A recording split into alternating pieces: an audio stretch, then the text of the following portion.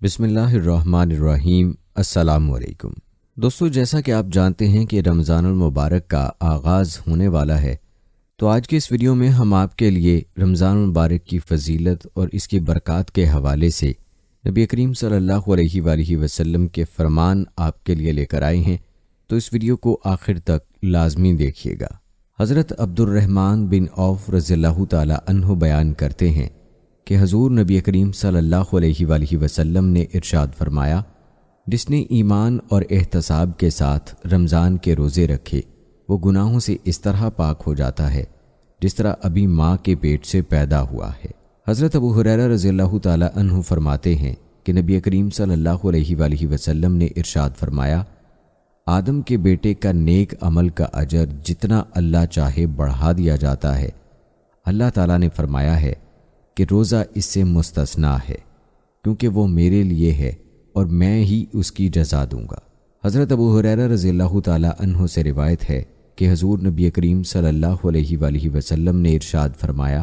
جب رمضان داخل ہو جاتا ہے تو آسمان کے دروازے کھل جاتے ہیں، اور ایک روایت میں ہے کہ جنت کے دروازے کھل جاتے ہیں اور جہنم کے دروازے بند کر دیے جاتے ہیں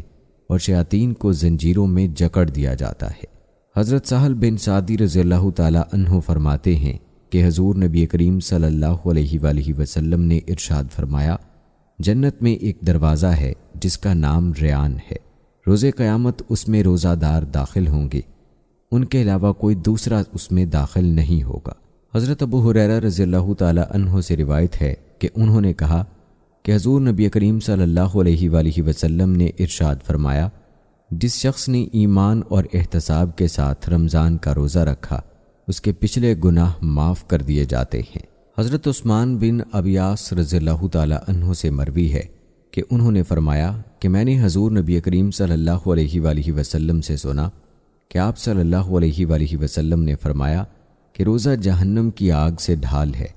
جیسے تم سے کسی شخص کے پاس لڑائی کی ڈھال ہو۔ حضرت ابو ہریرہ رضی اللہ تعالی عنہ سے مروی ہے کہ حضور نبی کریم صلی اللہ علیہ وآلہ وسلم نے ارشاد فرمایا،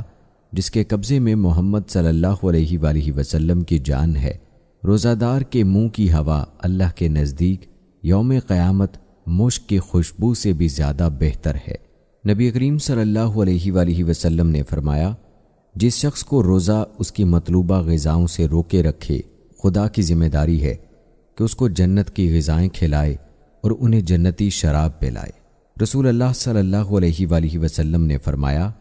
خوش بخت ہیں وہ لوگ جو خدا کے لیے بھوکے اور پیاسے ہوئے ہیں،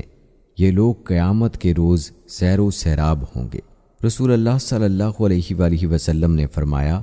سردیوں کا موسم مومن کی بہار ہے، جس کی طویل راتوں سے وہ عبادت کے لیے استفادہ کرتا ہے اور اس کے چھوٹے دنوں میں روزہ رکھتا ہے۔ رسول اللہ صلی اللہ علیہ وآلہ وسلم نے فرمایا، آسمان کے دروازے ماہ رمضان کی پہلی رات کو کھلتے ہیں اور آخری رات تک بند نہیں ہوتے۔ رسول اللہ صلی اللہ علیہ وآلہ وسلم نے فرمایا، اگر انسان کو معلوم ہو کہ رمضان کا مہینہ کیا ہے اور یہ کن برکتوں اور رحمتوں کا مہینہ ہے، تو وہ چاہتا کہ پورا سال ہی ماہ رمضان ہو۔ حضرت عبداللہ بن مسعود رضی اللہ تعالی عنہ روایت کرتے ہیں کہ نبی کریم صلی اللہ علیہ وآلہ وسلم نے ارشاد فرمایا، جس شخص نے کوئی غلطی کی یا کوئی گناہ کیا پھر اس پر شرمندہ ہوا تو یہ شرمندگی اس کے گناہوں کا کفارہ ہے۔ حضرت جابر بن عبداللہ رضی اللہ تعالی عنہ فرماتے ہیں کہ میں نے رسول اللہ صلی اللہ علیہ وآلہ وسلم کو یہ ارشاد فرماتے ہوئے سنا، انسان کی نیک بختی میں سے یہ ہے کہ اس کی عمر لمبی ہو اور اللہ تعالیٰ اسے اپنی طرف متوجہ ہونے کی توفیق عطا فرما دیں۔ حضرت زید رضی اللہ تعالی عنہ سے روایت ہے کہ انہوں نے نبی کریم صلی اللہ علیہ وآلہ وسلم کو یہ ارشاد فرماتے ہوئے سنا، جو شخص استغفر اللہ الذی لا الہ الا هو الحی القیوم واتوب الیہ کہے، اس کی مغفرت کر دی جائے گی، اگرچہ وہ میدان جہاد سے بھاگا ہو۔ ایک روایت میں ان کلمات کے 3 مرتبہ پڑھنے کا ذکر ہے، جس کا ترجمہ ہے، میں اللہ تعالیٰ سے مغفرت چاہتا ہوں، اس کے سوا کوئی معبود نہیں، وہ زندہ ہے، قائم رہنے والے ہیں، اور انہی کے سامنے توبہ کرتا ہوں۔ حضرت سلمہ رضی اللہ تعالی عنہ سے روایت ہے کہ میں نے عرض کیا، یا رسول اللہ صلی اللہ علیہ وآلہ وسلم، مجھے چند کلمات بتا دیجئے مگر زیادہ نہ ہوں۔ آپ صلی اللہ علیہ وآلہ وسلم نے ارشاد فرمایا 10 مرتبہ اللہ اکبر کہو، اللہ تعالیٰ فرماتے ہیں یہ میرے لیے ہے۔ 10 مرتبہ سبحان اللہ کہو، اللہ تعالیٰ فرماتے ہیں یہ میرے لیے ہے۔ اور کہو اللہم اغفر لی، اے اللہ میری مغفرت فرما دیجئے، اللہ تعالیٰ فرماتے ہیں میں نے مغفرت کر دی۔ تم اس کو 10 مرتبہ کہو، اللہ تعالیٰ ہر مرتبہ فرماتے ہیں میں نے مغفرت کر دی۔ اللہ تعالیٰ نے اپنے رسول صلی اللہ علیہ وآلہ وسلم سے ارشاد فرمایا جب آپ سے میرے بندے میرے متعلق دریافت کریں کہ میں قریب ہوں، یا تو آپ بتا دیجئے کہ میں قریب ہی ہوں، یا دور تو آپ بتا دیجئے کہ میں قریب ہوں۔ دعا مانگنے والے کی دعا کو قبول کرتا ہوں جب وہ مجھ سے دعا مانگے۔ جب اللہ تعالیٰ کا ارشاد ہے لوگوں اپنے رب سے گڑ گڑا کر اور چپ کے دعا کیا کرو، ایک جگہ ارشاد ہے اللہ تعالیٰ سے ڈرتے ہوئے اور رحمت کی امید رکھتے ہوئے دعا مانگتے رہنا۔ حضرت انس بن مالک رضی اللہ تعالیٰ عنہ سے نبی کریم صلی اللہ علیہ وآلہ وسلم کا ارشاد منقول ہے دعا عبادت کا مغز ہے۔ حضرت عبداللہ رضی اللہ تعالیٰ عنہ سے روایت ہے کہ رسول اللہ صلی اللہ علیہ وآلہ وسلم نے ارشاد فرمایا اللہ تعالیٰ سے اس کا فضل مانگو، کیونکہ اللہ تعالیٰ کو یہ بات پسند ہے کہ ان سے مانگا جائے، اور میں کشادگی کی دعا کے بعد کشادگی کا انتظار کرنا افضل عبادت ہے۔ حضرت ثوبان رضی اللہ تعالیٰ عنہ روایت کرتے ہیں کہ رسول اللہ صلی اللہ علیہ وآلہ وسلم نے ارشاد فرمایا دعا کے سوا کوئی چیز تقدیر کے فیصلے کو ٹال نہیں سکتی، اور نیکی کے سوا کوئی چیز عمر کو نہیں بڑھا سکتی، اور آدمی بسا اوقات کسی گناہ کے کرنے کی وجہ سے روزی سے محروم کر دیا جاتا ہے۔ نبی کریم صلی اللہ علیہ وآلہ وسلم نے ارشاد فرمایا بلا شبہ اللہ تعالیٰ کی ذات میں بہت زیادہ حیا کی صفت ہے، وہ بغیر مانگے بہت زیادہ دینے والے ہیں۔ جب آدمی مانگنے کے لیے ہاتھ اٹھاتا ہے تو انہیں ان کے ہاتھوں کو خالی اور ناکام واپس کرنے سے حیا آتی ہے، اس لیے ضرور عطا فرمانے کا فیصلہ فرماتے ہیں۔ حضرت ابو ہریرہ رضی اللہ تعالیٰ عنہ روایت کرتے ہیں کہ رسول اللہ صلی اللہ علیہ وآلہ وسلم حدیث قدسی میں اپنے رب کا یہ ارشاد مبارک نقل فرماتے ہیں میں اپنے بندے کے ساتھ ویسا ہی معاملہ کرتا ہوں جیسا کہ وہ میرے ساتھ گمان رکھتا ہے، اور جس وقت وہ مجھ سے دعا کرتا ہے تو میں اس کے ساتھ ہوتا ہوں۔ حضرت ابو ہریرہ رضی اللہ تعالیٰ عنہ روایت کرتے ہیں کہ نبی کریم صلی اللہ علیہ وآلہ وسلم نے ارشاد فرمایا اللہ تعالیٰ کے نزدیک دعا سے زیادہ بلند مرتبہ کوئی چیز نہیں ہے۔ حضرت ابو ہریرہ رضی اللہ تعالیٰ عنہ سے روایت ہے کہ رسول اللہ صلی اللہ علیہ وآلہ وسلم نے ارشاد فرمایا جو شخص یہ چاہے کہ اللہ تعالیٰ سختیوں اور بے چینیوں کے وقت اس کی دعا قبول فرمائے، اسے چاہیے کہ وہ خوشحالی کے زمانے میں زیادہ دعا کیا کرے۔ حضرت علی رضی اللہ تعالیٰ عنہ سے روایت ہے کہ رسول اللہ صلی اللہ علیہ وآلہ وسلم نے ارشاد فرمایا دعا مومن کا ہتھیار ہے، دین کا ستون ہے، اور زمین و آسمان کا نور ہے۔ حضرت ابو ہریرہ رضی اللہ تعالیٰ عنہ سے روایت ہے کہ نبی کریم صلی اللہ علیہ وآلہ وسلم نے ارشاد فرمایا بندہ جب تک گناہ اور قطع رحمی کی دعا نہ کرے اس کی دعا قبول ہوتی رہتی ہے بشرط یہ کہ وہ جلد بازی نہ کرے۔ پوچھا گیا یا رسول اللہ جلد بازی کا کیا مطلب ہے؟ ارشاد فرمایا بندہ کہتا ہے کہ میں نے دعا کی، پھر دعا کی، لیکن مجھے تو قبول ہوتی نظر نہیں آتی، پھر اکتا کر دعا کرنا چھوڑ دیتا ہے۔ حضرت ابو ہریرہ رضی اللہ تعالیٰ عنہ سے روایت ہے کہ رسول اللہ صلی اللہ علیہ وآلہ وسلم نے ارشاد فرمایا لوگ نماز میں دعا کے وقت اپنی نگاہیں آسمان کی طرف اٹھانے سے باز آ جائیں ورنہ ان کی بینائی اچک لی جائے گی۔ حضرت ابو ہریرہ رضی اللہ تعالیٰ عنہ روایت کرتے ہیں کہ رسول اللہ صلی اللہ علیہ وآلہ وسلم نے ارشاد فرمایا تم اللہ تعالیٰ سے دعا کی قبولیت کا یقین رکھتے ہو تو دعا مانگو، اور یہ بات سمجھ لو کہ اللہ تعالیٰ اس شخص کی دعا کو قبول نہیں فرماتے جس کا دل دعا مانگتے وقت اللہ تعالیٰ سے غافل ہو، اللہ تعالیٰ کے غیر میں لگا ہوا ہو۔ حضرت حبیب بن مسلمہ فہری رضی اللہ تعالیٰ عنہ فرماتے ہیں کہ میں نے رسول اللہ صلی اللہ علیہ وآلہ وسلم کو یہ ارشاد فرماتے ہوئے سنا جو مجمع ایک جگہ جمع ہو اور ان میں سے ایک دعا کرے اور دوسرے آمین کہیں تو اللہ تعالیٰ ان کی دعا ضرور قبول فرماتے ہیں۔ حضرت عائشہ رضی اللہ تعالیٰ عنہا فرماتی ہیں کہ رسول اللہ صلی اللہ علیہ وآلہ وسلم جامع دعاؤں کو پسند فرماتے ہیں اور اس کے علاوہ کی دعاؤں کو چھوڑ دیتے ہیں۔ حضرت جابر رضی اللہ تعالیٰ عنہ فرماتے ہیں کہ میں نے نبی کریم صلی اللہ علیہ وآلہ وسلم کو یہ ارشاد فرماتے ہوئے سنا، ہر رات میں ایک گھڑی ایسی ہوتی ہے کہ مسلمان بندہ اس میں دنیا آخرت کی جو خیر مانگتا ہے اللہ تعالیٰ اسے ضرور عطا فرماتے ہیں۔ حضرت ابو ہریرہ رضی اللہ تعالیٰ عنہ سے روایت ہے کہ رسول اللہ صلی اللہ علیہ وآلہ وسلم نے ارشاد فرمایا، جب رات کا تہائی حصہ باقی رہ جاتا ہے تو ہمارے رب آسمان دنیا کی طرف نزول فرماتے ہیں اور ارشاد فرماتے ہیں، کون ہے جو مجھ سے دعا کرے میں اس کی دعا قبول کروں؟ کون ہے جو مجھ سے مانگے میں اس کو عطا کروں؟ کون ہے جو مجھ سے مغفرت طلب کرے میں اس کی مغفرت کروں؟ حضرت ربیعہ بن عامر رضی اللہ تعالیٰ عنہ سے روایت ہے کہ میں نے نبی کریم صلی اللہ علیہ وآلہ وسلم کو یہ ارشاد فرماتے ہوئے سنا، دعا میں یا ذوالجلال والاکرام کے ذریعے اصرار کرو، یعنی اس لفظ کو دعا میں بار بار کہو۔ حضرت ابو ہریرہ رضی اللہ تعالیٰ عنہ سے روایت ہے کہ نبی کریم صلی اللہ علیہ وآلہ وسلم نے ارشاد فرمایا،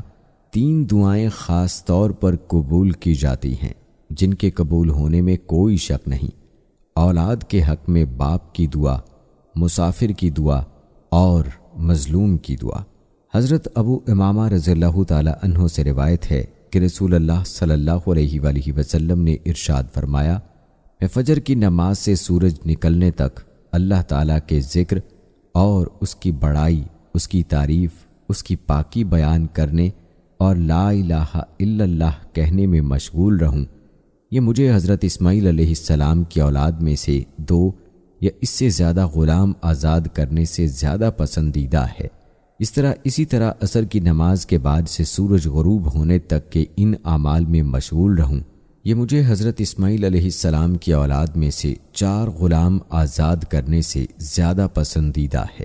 حضرت عبداللہ بن عمر رضی اللہ تعالیٰ عنہ سے روایت ہے کہ رسول اللہ صلی اللہ علیہ وآلہ وسلم نے ارشاد فرمایا،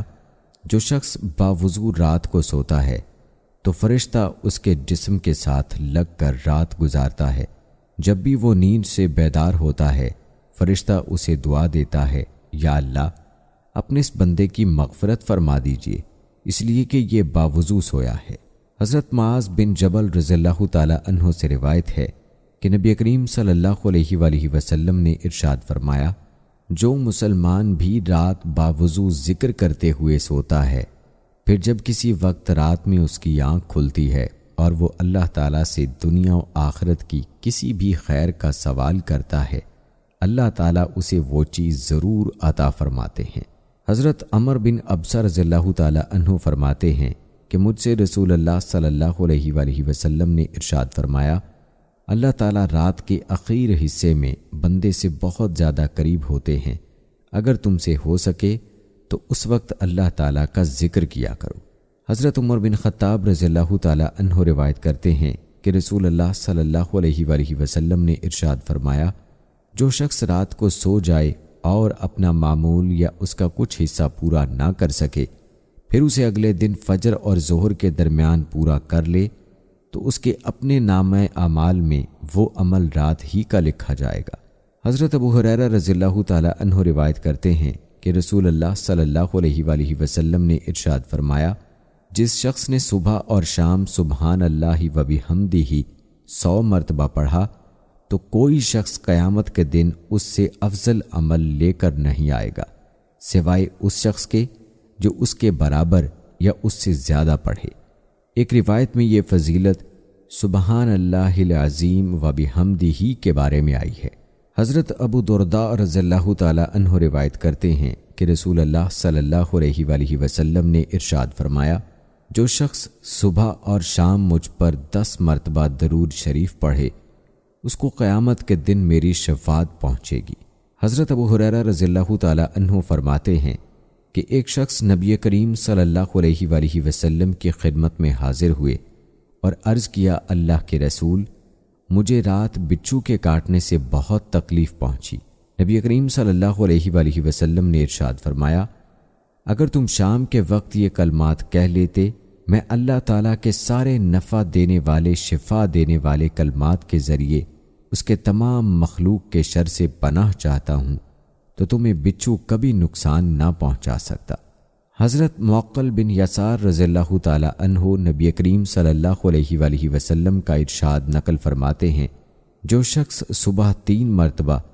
اعوذ باللہ السمیع العلیم من الشیطان الرجیم پڑھ کر سورہ حشر کی آخری 3 آیات پڑھ لے تو اس کے لیے اللہ تعالیٰ 70,000 فرشتے مقرر فرما دیتے ہیں جو شام تک اس پر رحمت بھیجتے رہتے ہیں، اور اگر اس دن مر جائے تو شہید مرے گا۔ اور جو شخص شام کو پڑھے تو اس کے لیے اللہ تعالیٰ 70,000 فرشتے مقرر فرما دیتے ہیں جو صبح تک رحمت بھیجتے رہتے ہیں، اور اگر اس رات مر جائے تو شہید مرے گا۔ حضرت سلیمان بن سرد رضی اللہ تعالیٰ عنہ فرماتے ہیں کہ نبی کریم صلی اللہ علیہ وآلہ وسلم نے ایک شخص کے بارے میں جو دوسرے پر ناراض ہو رہا تھا ارشاد فرمایا، اگر یہ شخص اعوذ باللہ من الشیطان پڑھ لے تو اس کا غصہ جاتا رہے۔ حضرت عبداللہ بن مسعود رضی اللہ تعالیٰ عنہ سے روایت ہے کہ رسول اللہ صلی اللہ علیہ وآلہ وسلم نے ارشاد فرمایا، جس شخص کو فاقہ کی نوعیت آ جائے اور وہ اس کو دور کرنے کے لیے لوگوں سے سوال کرے تو اس کا فاقہ بند نہ ہوگا۔ جس شخص کو فاقہ کی نوبت آ جائے اور وہ اس کو دور کرنے کے لیے اللہ تعالیٰ سے سوال کرے تو اللہ تعالیٰ جلد اس کی روزی کا انتظام فرما دیتے ہیں، فوراً مل جائے یا کچھ تاخیر سے۔ حضرت وحشی بن حرب رضی اللہ تعالیٰ عنہ سے روایت ہے کہ چند صحابہ رضوان اللہ مجمعین نے عرض کیا، یا رسول اللہ صلی اللہ علیہ وآلہ وسلم، ہم کھانا کھاتے ہیں مگر ہمارا پیٹ نہیں بھرتا۔ آپ صلی اللہ علیہ وآلہ وسلم نے پوچھا، شاید تم لوگ علیحدہ علیحدہ کھاتے ہو؟ انہوں نے عرض کیا، جی ہاں۔ آپ صلی اللہ علیہ وآلہ وسلم نے ارشاد فرمایا، تم لوگ کھانا ایک جگہ جمع ہو کر اور اللہ تعالیٰ کا نام لے کر کھایا کرو، تمہارے کھانے میں برکت ہوگی۔ حضرت ابو ہریرہ رضی اللہ تعالیٰ عنہ روایت کرتے ہیں کہ نبی کریم صلی اللہ علیہ وآلہ وسلم نے ارشاد فرمایا، جب تم مرغ کی آواز سنو تو اللہ تعالیٰ سے اس کے فضل کا سوال کرو، کیونکہ وہ فرشتے کو دیکھ کر آواز دیتا ہے، اور جب گدھے کی آواز سنو تو شیطان سے اللہ تعالیٰ کی پناہ مانگو، کیونکہ وہ شیطان کو دیکھ کر بولتا ہے۔ حضرت ابو سعید خدری رضی اللہ تعالیٰ عنہ سے روایت ہے کہ انہوں نے نبی کریم صلی اللہ علیہ وآلہ وسلم کو یہ ارشاد فرماتے ہوئے سنا، جب تم میں سے کوئی شخص اچھا خواب دیکھے تو وہ اللہ تعالیٰ کی طرف سے ہے، لہٰذا اس پر اللہ تعالیٰ کی تعریف کرے اور اسے بیان کرے، اور اگر برا خواب دیکھے تو یہ شیطان کی طرف سے ہے، اسے چاہیے کہ اس خواب کی شر سے اللہ تعالیٰ کی پناہ مانگے اور کسی کے سامنے اسے بیان نہ کرے تو برا خواب اسے نقصان نہ دے۔ حضرت ابو قتادہ رضی اللہ تعالیٰ عنہ روایت کرتے ہیں کہ میں نے نبی کریم صلی اللہ علیہ وآلہ وسلم کو یہ ارشاد فرماتے ہوئے سنا، اچھا خواب اللہ تعالیٰ کی طرف سے ہے اور برا خواب جس میں گھبراہٹ ہو شیطان کی طرف سے ہے۔ جب تم میں سے کوئی خواب میں ناپسندیدہ چیز دیکھے تو جس وقت آنکھ کھلے اپنی بائیں طرف 3 مرتبہ تھتکارے اور اس خواب کی برائی سے اللہ تعالیٰ کی پناہ مانگے تو خواب اس شخص کو نقصان نہ پہنچائے گا۔ اللہ تعالیٰ کا ارشاد ہے، کیا ایک ایسا شخص جو مردہ تھا پھر ہم نے اس کو زندگی بخشی اور ہم نے اس کو ایک ایسا نور عطا کیا جس کو لیے ہوئے وہ لوگوں میں چلتا پھرتا ہے، بھلا کیا یہ شخص اس شخص کے برابر ہو سکتا ہے جو مختلف تاریکیوں میں پڑا ہوا ہو اور ان تاریکیوں سے نکل نہ سکتا ہو؟ یعنی کیا مسلمان کافر کے برابر ہو سکتا ہے؟ حضرت عائشہ رضی اللہ تعالیٰ عنہا فرماتی ہیں کہ ہمیں رسول اللہ صلی اللہ علیہ وآلہ وسلم نے اس بات کا حکم فرمایا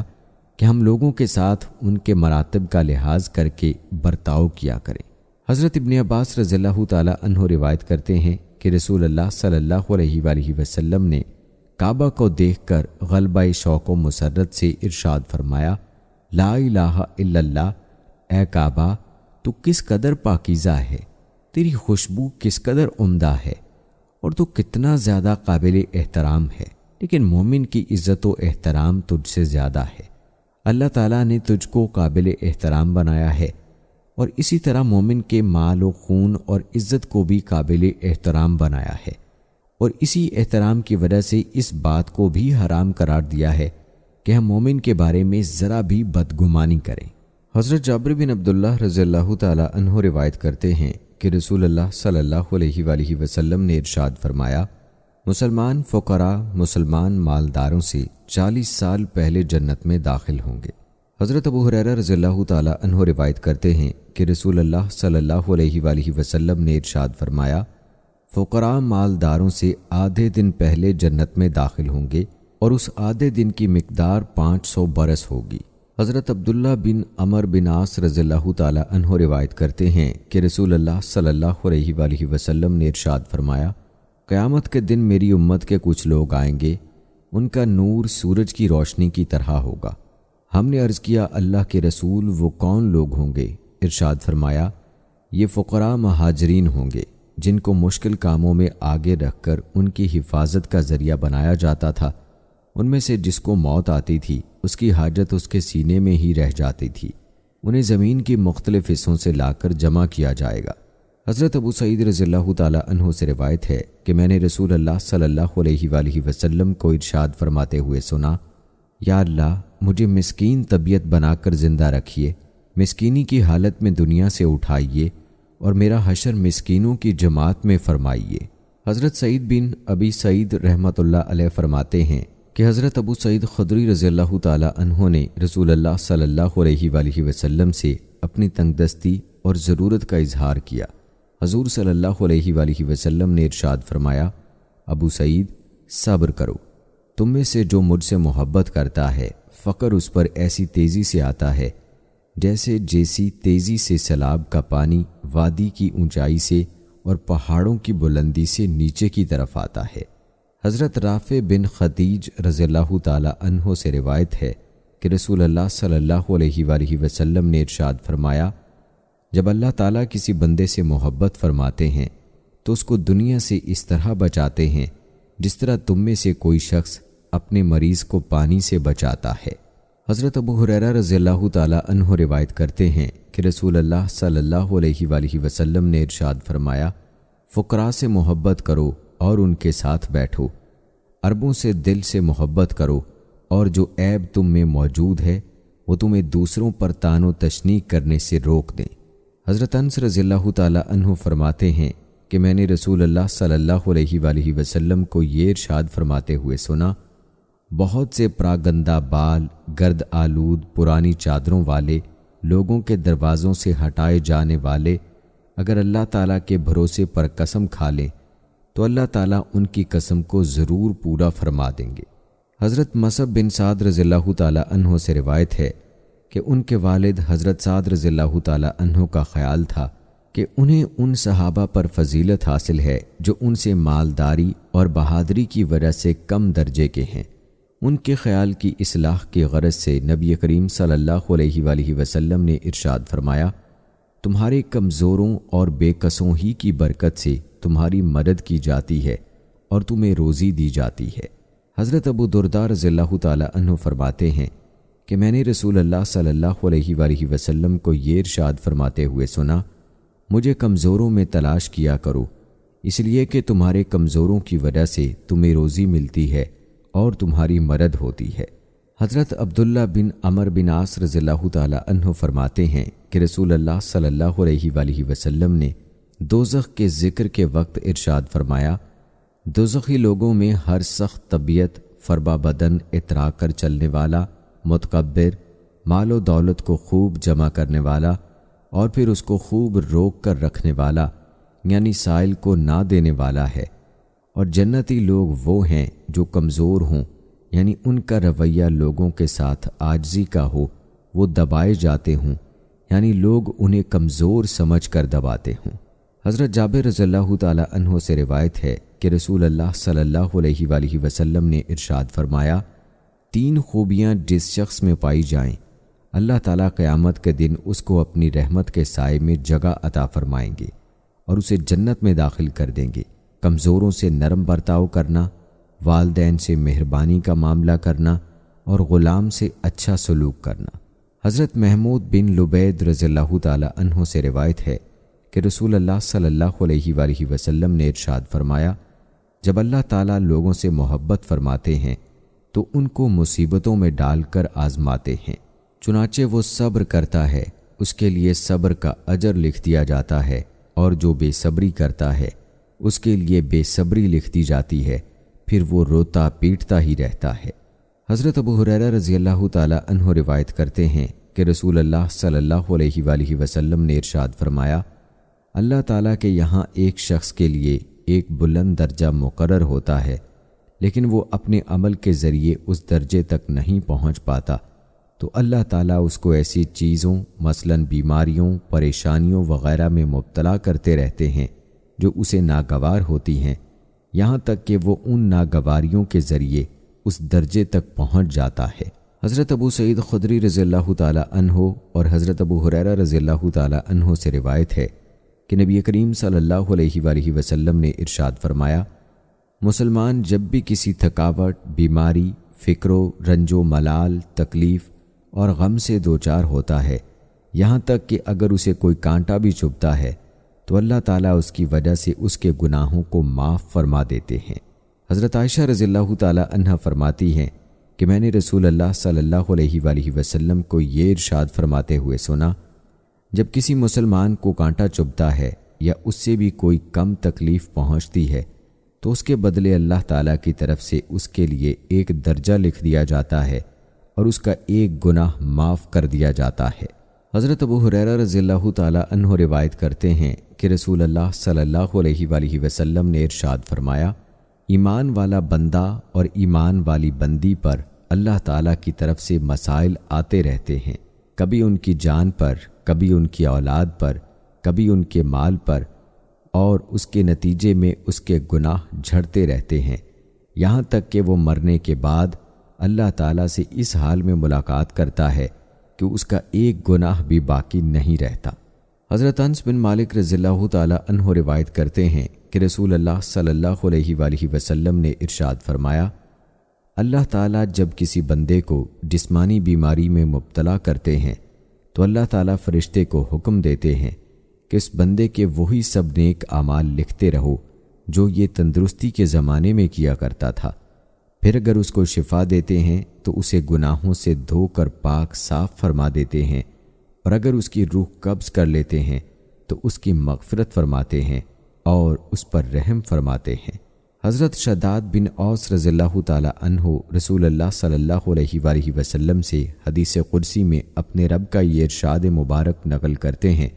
کہ میں اپنے بندوں میں سے کسی مومن بندے کو کسی مصیبت، پریشانی وغیرہ، بیماری وغیرہ میں مبتلا کرتا ہوں اور وہ میری طرف سے اس بھیجی ہوئی پریشانی پر راضی رہتے ہوئے میری حمد و ثنا کرتا ہے تو میں فرشتوں کو حکم دیتا ہوں کہ اس کے ان تمام نیک اعمال کا ثواب ویسے ہی لکھتے رہو جیسا کہ تم اس کی تندرستی کی حالت میں لکھا کرتے تھے۔ حضرت ابو ہریرہ رضی اللہ تعالی عنہ سے روایت ہے کہ رسول اللہ صلی اللہ علیہ وآلہ وسلم نے ارشاد فرمایا، کسی مومن مسلمان بندہ اور بندی پر احد پہاڑ جیسے گناہ ہوں تو اندرونی بخار اور سر کا درد مسلسل رہنے کی وجہ سے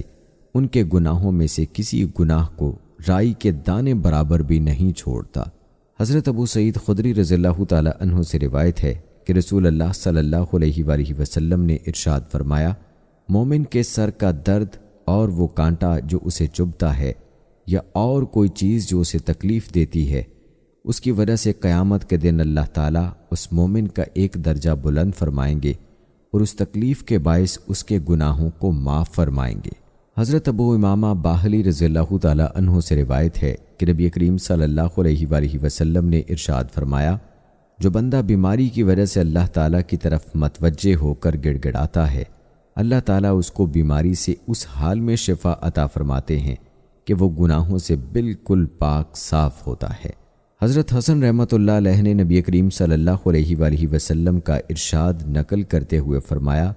کہ اللہ تعالیٰ ایک رات کے بخار سے مومن کے سارے گناہوں کو معاف فرما دیتے ہیں۔ حضرت ابو ہریرہ رضی اللہ تعالی عنہ رسول اللہ صلی اللہ علیہ وآلہ وسلم سے حدیث قدسی میں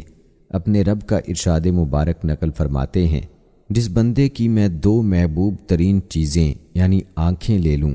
اور وہ اس پر صبر کرے اور اجر و ثواب کی امید رکھے تو میں اس کے لیے جنت سے کم بدلے پر راضی نہیں ہوں گا۔ حضرت ابو موسیٰ رضی اللہ تعالی عنہ روایت کرتے ہیں کہ رسول اللہ صلی اللہ علیہ وآلہ وسلم نے ارشاد فرمایا،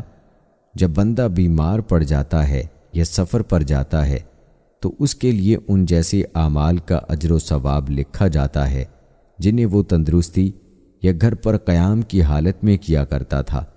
اور اب بیماری یا سفر کی وجہ سے ان کو نہ کر پاتا ہو۔ حضرت ابو سعید رضی اللہ تعالی عنہ روایت کرتے ہیں کہ نبی کریم صلی اللہ علیہ وآلہ وسلم نے ارشاد فرمایا، پوری سچائی اور امانت داری کے ساتھ کاروبار کرنے والا تاجر انبیاء، صدیقین اور شہداء کے ساتھ ہوگا۔ حضرت رفاع رضی اللہ تعالی عنہ سے روایت ہے کہ نبی کریم صلی اللہ علیہ وآلہ وسلم نے ارشاد فرمایا، تاجر لوگ قیامت کے دن گناہ گار اٹھائے جائیں گے سوائے ان تاجروں کے جنہوں نے اپنی تجارت میں پرہیزگاری اختیار کی، یعنی خیانت اور فریب دہی وغیرہ میں مبتلا نہیں ہوئے، اور نیکی کی، یعنی اپنی تجارتی معاملات میں لوگوں کے ساتھ اچھا سلوک کیا اور سچ پر قائم رہے۔ حضرت کعب رضی اللہ تعالی عنہ کی صاحبزادی ام عمارہ انصاریہ رضی اللہ تعالی عنہ سے روایت ہے کہ نبی کریم صلی اللہ علیہ وآلہ وسلم کی یہاں تشریف لائے، انہوں نے آپ کی خدمت میں کھانا پیش کیا۔ آپ صلی اللہ علیہ وآلہ وسلم نے ان سے فرمایا، تم بھی کھاؤ؟ انہوں نے عرض کیا، میرا روزہ ہے۔ رسول اللہ صلی اللہ علیہ وآلہ وسلم نے ارشاد فرمایا، جب روزہ دار کے سامنے کھانا کھایا جاتا ہے تو کھانے والوں کے فارغ ہونے تک فرشتے اس روزہ دار کے لیے رحمت کی دعا کرتے رہتے ہیں۔ حضرت ابو ہریرہ رضی اللہ تعالی عنہ روایت کرتے ہیں کہ رسول اللہ صلی اللہ علیہ وآلہ وسلم نے ارشاد فرمایا، ایک درخت مسلمان کو تکلیف دیتا تھا، ایک شخص نے آ کر اسے کاٹ دیا تو اس عمل کی وجہ سے جنت میں داخل ہو گیا۔ حضرت ابو ذر رضی اللہ تعالی عنہ سے روایت ہے کہ نبی کریم صلی اللہ علیہ وآلہ وسلم نے ان سے ارشاد فرمایا، دیکھو تم اپنی ذات سے نہ کسی گورے سے بہتر ہو نہ کسی کالے سے، البتہ تم تقوی کی وجہ سے افضل ہو سکتے ہو۔ حضرت ثوبان رضی اللہ تعالی عنہ روایت کرتے ہیں کہ رسول اللہ صلی اللہ علیہ وآلہ وسلم نے ارشاد فرمایا، میری امت میں کچھ لوگ ایسے ہیں کہ ان میں سے کوئی شخص تم میں سے کسی کے پاس آئے اور 1 دینار مانگے تو وہ اس کو نہ دے، اگر 1 درہم مانگے تو وہ بھی نہ دیں، اور اگر 1 پیسہ مانگے تو وہ اس کو 1 پیسہ تک نہ دے۔ لیکن اللہ تعالیٰ کے ہاں اس کا مقام یہ ہے کہ اگر وہ اللہ تعالیٰ سے جنت مانگ لے تو اللہ تعالیٰ اس کو جنت دے دیں۔ وہ صرف 2 پرانی چادروں والا ہو، اس کی بالکل پرواہ نہ کی جاتی ہو، لیکن اگر وہ اللہ تعالیٰ کے بھروسے سے قسم کھا بیٹھے تو اللہ تعالیٰ ضرور اس کی قسم کو پورا کر دیں۔ اللہ تعالیٰ کا ارشاد ہے، اور اپنے رب کی بخشش کی طرف دوڑو، نیز اس جنت کی طرف جس کی چوڑائی ایسی ہے جیسے آسمانوں اور زمینوں کا پھیلاؤ، جو اللہ تعالیٰ سے ڈرنے والوں کے لیے تیار کی گئی ہے، یعنی ان اعلیٰ درجے کے مسلمانوں کے لیے ہے جو خوشحالی اور تنگ دستی دونوں حالتوں میں نیک کاموں میں خرچ کرتے رہتے ہیں اور غصے کو ضبط کرنے والے ہیں اور لوگوں کو معاف کرنے والے ہیں، اور اللہ تعالیٰ ایسے نیک لوگوں کو پسند کرتے ہیں۔ اللہ تعالیٰ کا ارشاد ہے، اور برابر کا بدلہ لینے کے لیے ہم نے اجازت دے رکھی ہے کہ برائی کا بدلہ تو اسی طرح کی برائی سے ہے، لیکن اس کے باوجود جو شخص درگزر کرے اور باہمی معاملے کی اصلاح کر لے، جسے دشمنی ختم ہو جائے اور دوستی ہو جائے کہ یہ معافی سے بڑھ کر ہے، تو اس کا ثواب اللہ تعالیٰ کے ذمے ہے، اور جو بدلہ لینے میں زیادتی کرنے لگے تو سن لے کہ واقعی اللہ تعالیٰ ظالموں کو پسند نہیں کرتے۔ حضرت عائشہ رضی اللہ تعالی عنہ فرماتی ہیں کہ میں نے رسول اللہ صلی اللہ علیہ وآلہ وسلم کو ارشاد فرماتے ہوئے سنا، مومن اپنے اچھے اخلاق کی وجہ سے روزہ رکھنے والے اور رات بھر عبادت کرنے والوں کے درجے کو حاصل کر لیتا ہے۔ حضرت ابو ہریرہ رضی اللہ تعالی عنہ روایت کرتے ہیں کہ رسول اللہ صلی اللہ علیہ وآلہ وسلم نے ارشاد فرمایا، ایمان والوں میں کامل ترین مومن وہ ہے جس کے اخلاق سب سے اچھے ہوں، اور تم میں سے وہ لوگ سب سے بہتر ہیں جو اپنی بیویوں کے ساتھ برتاؤ میں سب سے اچھے ہوں۔ حضرت عائشہ رضی اللہ تعالی عنہ فرماتی ہیں کہ رسول اللہ صلی اللہ علیہ وآلہ وسلم نے ارشاد فرمایا، کامل ترین ایمان والوں میں سے وہ شخص ہے جس کے اخلاق سب سے اچھے ہوں اور جس کا برتاؤ اپنے گھر والوں کے ساتھ سب سے زیادہ نرم ہو۔ حضرت عبداللہ بن عمر رضی اللہ تعالیٰ عنہ روایت کرتے ہیں کہ رسول اللہ صلی اللہ علیہ وآلہ وسلم نے ارشاد فرمایا، مجھے تعجب ہے اس شخص پر جو اپنے مال سے تو غلاموں کو خریدتا ہے پھر ان کو آزاد کرتا ہے، وہ بھلائی کا معاملہ کر کے آزاد آدمی کو کیوں نہیں خریدتا جبکہ اس کا ثواب بہت زیادہ ہے۔ یعنی جب وہ لوگوں کے ساتھ حسن سلوک کرے گا تو لوگ اس کے غلام بن جائیں گے۔ حضرت ابو امامہ رضی اللہ تعالیٰ عنہ روایت کرتے ہیں کہ رسول اللہ صلی اللہ علیہ وآلہ وسلم نے ارشاد فرمایا، میں اس شخص کے لیے جنت کے اطراف میں ایک گھر دلانے کی ذمہ داری لیتا ہوں جو حق پر ہونے کے باوجود بھی جھگڑا چھوڑ دے، اور اس شخص کے لیے جنت کے درمیان میں ایک گھر دلانے کی ذمہ داری لیتا ہوں جو مذاق میں بھی جھوٹ نہ بولے، اور اس شخص کے لیے جنت کے بلند ترین درجے میں ایک گھر دلانے کی ذمہ داری لیتا ہوں جو اپنے اخلاق اچھے بنا لے۔ حضرت انس بن مالک رضی اللہ تعالیٰ عنہ روایت کرتے ہیں کہ رسول اللہ صلی اللہ علیہ وآلہ وسلم نے ارشاد فرمایا، جو شخص اپنے مسلمان بھائی کو خوش کرنے کے لیے اس طرح ملتا ہے جس طرح اللہ تعالیٰ پسند فرماتے ہیں، مثلا خندہ پیشانی کے ساتھ، تو اللہ تعالیٰ قیامت کے دن اسے خوش کر دیں گے۔ حضرت عبداللہ بن عمر رضی اللہ تعالیٰ عنہ فرماتے ہیں کہ میں نے رسول اللہ صلی اللہ علیہ وآلہ وسلم کو یہ ارشاد فرماتے ہوئے سنا، وہ مسلمان جو شریعت پر عمل کرنے والا ہو اپنی طبیعت کی شرافت اور اچھے اخلاق کی وجہ سے اس شخص کے درجے کو پا لیتا ہے جو رات کو بہت زیادہ قرآن کریم کو نماز میں پڑھنے والا اور بہت روزے رکھنے والا ہو۔ حضرت ابو درداء رضی اللہ تعالیٰ عنہ سے روایت ہے کہ نبی کریم صلی اللہ علیہ وآلہ وسلم نے ارشاد فرمایا، قیامت کے دن مومن کے ترازو میں اچھے اخلاق سے زیادہ بھاری کوئی چیز نہیں ہوگی۔ حضرت مالک رحمۃ اللہ علیہ فرماتے ہیں، مجھے یہ حدیث پہنچی ہے کہ آپ صلی اللہ علیہ وآلہ وسلم نے ارشاد فرمایا، میں اچھے اخلاق کو مکمل کرنے کے لیے بھیجا گیا ہوں۔ حضرت جابر رضی اللہ تعالیٰ عنہ سے روایت ہے کہ رسول اللہ صلی اللہ علیہ وآلہ وسلم نے ارشاد فرمایا، تم سب میں سے مجھے زیادہ محبوب اور قیامت کے دن میرے سب سے قریب تم میں سے زیادہ اچھے اخلاق والے ہوں گے۔ حضرت نواس بن سمان انصاری رضی اللہ تعالیٰ عنہ فرماتے ہیں، میں نے رسول اللہ صلی اللہ علیہ وآلہ وسلم سے نیکی اور گناہ کے بارے میں پوچھا۔ رسول اللہ صلی اللہ علیہ وآلہ وسلم نے ارشاد فرمایا، نیکی اچھے اخلاق کا نام ہے اور گناہ وہ ہے جو تمہارے دل میں کھٹکے اور تمہیں یہ بات ناپسند ہو کہ لوگوں کو اس کی خبر ہو۔ حضرت مقہول رحمۃ اللہ علیہ روایت کرتے ہیں کہ رسول اللہ صلی اللہ علیہ وآلہ وسلم نے ارشاد فرمایا، ایمان والے لوگ اللہ تعالیٰ کا حکم ماننے والے اور نہایت نرم طبیعت ہوتے ہیں، جیسے تابع دار اونٹ جدھر اس کو چلایا جاتا ہے چلا جاتا ہے،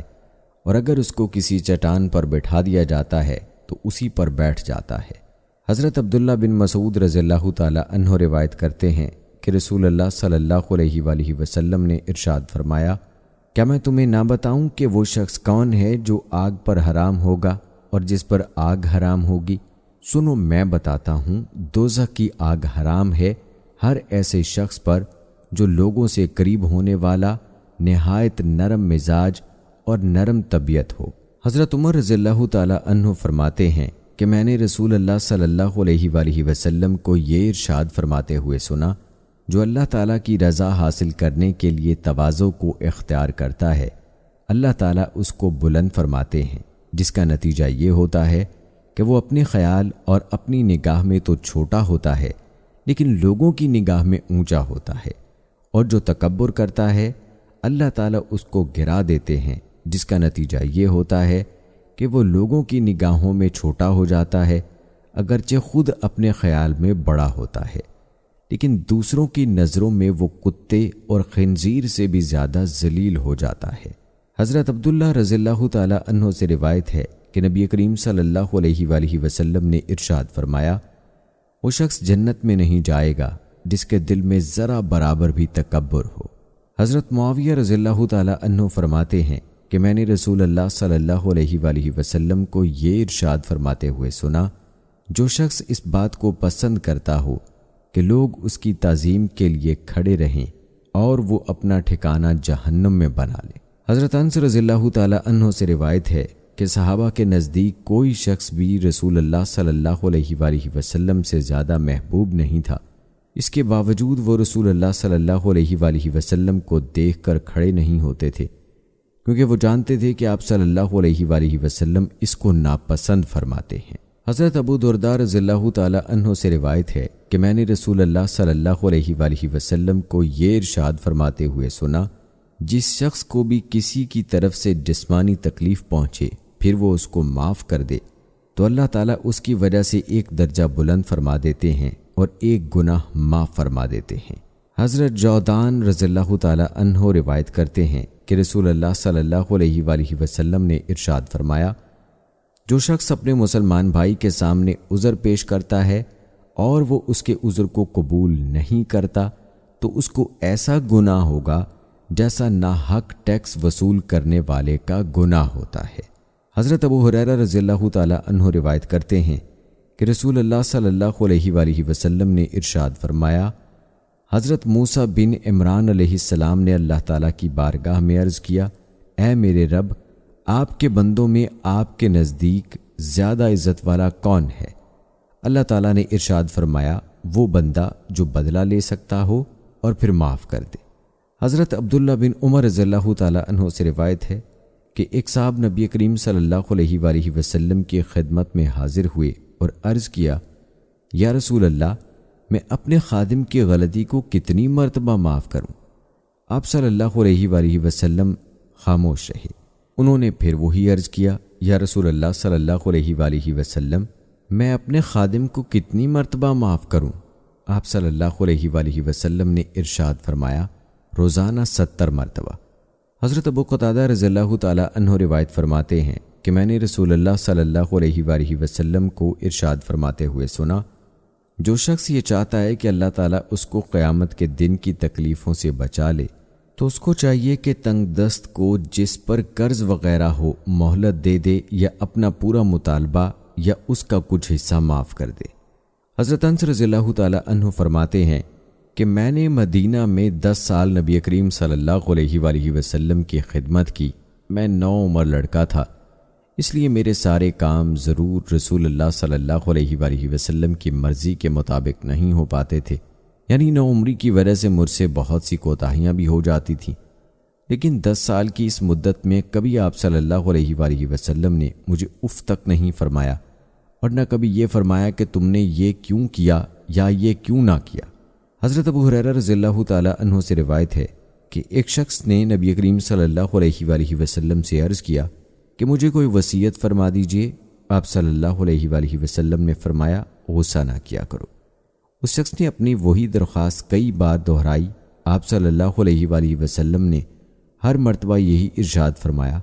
غصہ نہ کیا کرو۔ حضرت ابو ہریرہ رضی اللہ تعالی عنہ سے روایت ہے کہ رسول اللہ صلی اللہ علیہ وآلہ وسلم نے ارشاد فرمایا، طاقتور وہ نہیں ہے جو اپنے مقابل کو پچھاڑ دے، بلکہ طاقتور وہ ہے جو غصے کی حالت میں اپنے اوپر قابو پا لے۔ حضرت ابو ذر رضی اللہ تعالی عنہ سے روایت ہے کہ رسول اللہ صلی اللہ علیہ وآلہ وسلم نے ارشاد فرمایا، جب تم میں سے کسی کو غصہ آئے اور وہ کھڑا ہو تو اس کو چاہیے کہ بیٹھ جائے، اگر بیٹھنے سے غصہ چلا جائے تو ٹھیک ہے، ورنہ اس کو چاہیے کہ لیٹ جائے۔ حضرت ابن عباس رضی اللہ تعالی عنہ سے روایت ہے کہ نبی کریم صلی اللہ علیہ وآلہ وسلم نے ارشاد فرمایا، لوگوں کو دین سکھاؤ اور خوشخبریاں سناؤ اور دشواریاں پیدا نہ کرو، اور جب تم میں سے کسی کو غصہ آئے تو اسے چاہیے کہ خاموشی اختیار کر لے۔ حضرت عطیہ رضی اللہ تعالی عنہ روایت کرتے ہیں کہ رسول اللہ صلی اللہ علیہ وآلہ وسلم نے ارشاد فرمایا، غصہ شیطان کے اثر سے ہوتا ہے، شیطان کی پیدائش آگ سے ہوئی ہے اور آگ پانی سے بجھائی جاتی ہے، لہٰذا جب تم میں سے کسی کو غصہ آئے تو اس کو چاہیے کہ وضو کر لے۔ حضرت عبداللہ بن عمر رضی اللہ تعالی عنہ روایت کرتے ہیں کہ رسول اللہ صلی اللہ علیہ وآلہ وسلم نے ارشاد فرمایا، بندہ کسی چیز کا ایسا کوئی گھونٹ نہیں پیتا جو اللہ تعالیٰ کے نزدیک غصے کے گھونٹ پینے سے بہتر ہو، جس کو وہ محض اللہ تعالیٰ کی رضا کے لیے پی جائے۔ حضرت معاذ رضی اللہ تعالی عنہ سے روایت ہے کہ رسول اللہ صلی اللہ علیہ وآلہ وسلم نے ارشاد فرمایا، جو شخص غصے کو پی جائے جبکہ اس میں غصے کے تقاضے کو پورا کرنے کی طاقت بھی ہو، لیکن اس کے باوجود جس پر غصے ہیں اس کو کوئی سزا نہ دے، اللہ تعالیٰ قیامت کے دن اس کو ساری مخلوق کے سامنے بلائیں گے اور اس کو اختیار دیں گے